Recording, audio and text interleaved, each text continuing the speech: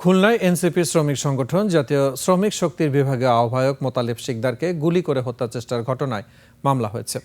এই ঘটনায় তার স্ত্রী বাদী হয়ে মামলা করেছেন। মামলার ১ নম্বর আসামি তনিমা তন্নিকে গ্রেফতার করেছে গোয়েন্দা পুলিশ। তিনি এনসিপির সহযোগী সংগঠন জাতীয় যুব শক্তির খুলনা জেলা শাখার যুগ্ম সদস্য সচিব। ঘটনায় জড়িত অন্যদের গ্রেফতারে অভিযান চলছে। গুলিবিদ্ধ মোতালেব শিকদার বর্তমানে খুলনা মেডিকেল কলেজ হাসপাতালে চিকিৎসাধীন ও শঙ্কামুক্ত বলে জানিয়েছেন চিকিৎসকরা। তবে ঘটনার পর থেকে পরিবার নিরাপত্তাহীনতায় ভুগছে।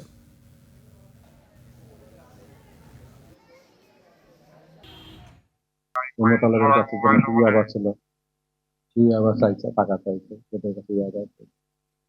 এই ঘটনার প্রেক্ষিতেই আর কি ওরা আক্রোশবশত হত্যা করার জন্য হোক আর কি ভয় দেখানো হোক বা আক্রোশবশত ওকে গুলি করে।